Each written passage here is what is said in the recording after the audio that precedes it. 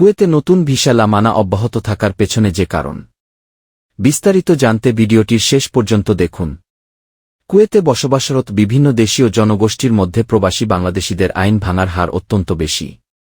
দেশটিতে বসবাসরত প্রবাসী বাংলাদেশিরা যাতে কুয়েতের আইনকানুনের প্রতি কঠোর আনুগত্য বজায় রেখে সুশৃঙ্খলভাবে জীবনযাপন করে তা তাদের জানানোর জন্য অনুরোধ করা হয়েছে। সম্প্রতি বাংলাদেশের রাষ্ট্রদূতকে কুয়েতের উপপ্রধানমন্ত্রী, প্রতিরক্ষা মন্ত্রী এবং স্বরাষ্ট্রমন্ত্রী শেখ ফাহাদ ইউসুফ সৌদ আল সাবাহ এই অনুরোধ জানান বলে বাংলাদেশ দূতাবাসের ভেরিফাইড ফেসবুক পেজে তথ্য প্রকাশ করা হয়েছে।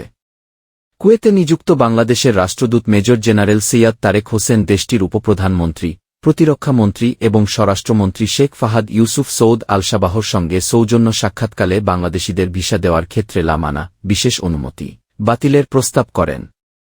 জবাবে দেশটির স্বরাষ্ট্রমন্ত্রী এই অনুরোধ জানান। এছাড়াও রাষ্ট্রদূত সাক্ষাৎকালে পারস্পরিক স্বার্থসংশ্লিষ্ট বিভিন্ন বিষয় নিয়ে আলোচনা করেন। আলোচনাকালে রাষ্ট্রদূত বাংলাদেশ থেকে কুয়েতে দক্ষ ও পেশাদার মানব সম্পদ, বিশেষ করে প্রকৌশলী, ডাক্তার, নার্স, ফিজিওথেরাপিস্ট এবং আইটি বিশেষজ্ঞদের পাঠানোর ক্ষেত্রে বাংলাদেশের বিশাল সম্ভাবনার কথা তুলে ধরেন।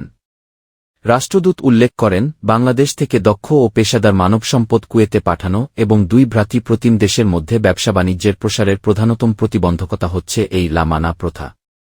সম্প্রতি কুয়েত সফরে আসেন তত্ত্বাবধায়ক সরকারের পররাষ্ট্র উপদেষ্টা তৌহিদ হোসেন। তার সঙ্গে সৌজন্য সাক্ষাতে বাংলাদেশ প্রেসক্লাবের নেতারা বাংলাদেশিদের ভিসা ইস্যুতে লামানা বিশেষ অনুমতি বাতিলের বিষয়ে জানান। তিনি এ বিষয়ে স্থানীয়দের নেতিবাচক ধারণার কথা উল্লেখ করেন। এছাড়া দেশে গিয়ে কুয়েতে উচ্চ পর্যায়ের কর্মকর্তাদের বাংলাদেশ সফরের আমন্ত্রণের কথা জানান। ভারত, নেপাল থেকে নতুন ভিসায় শ্রমিকরা মেডিকেলে ম্যান পাওয়ার সম্পন্ন করে 1 মাসের কম সময়ে কুয়েতে কাজে যোগ দেয়। তাদের মোট খরচ হয় 1 লাখ থেকে 1.5 লাখ টাকা। একই পেশায় বাংলাদেশি শ্রমিক আসতে মেডিকেল ম্যান পাওয়ার সম্পন্ন করতে সময় লাগে প্রায় 3 মাসের মতো। লামানা বিশেষ অনুমতির অজুহাতে মধ্যস্থতাকারী দালাল সিন্ডিকেটরা বাংলাদেশিদের প্রতিটি ভিসা 7 লাখ থেকে প্রকার ভেবে 10 লাখ টাকায় বিক্রি করে থাকে। সম্প্রতি নতুন ভিসা নিয়ে আসতে আগ্রহীদের সচেতনতায় বাংলাদেশ দূতাবাসে ভেরিফাইড ফেসবুক পেজে বিজ্ঞপ্তি প্রকাশ করা হয়েছে।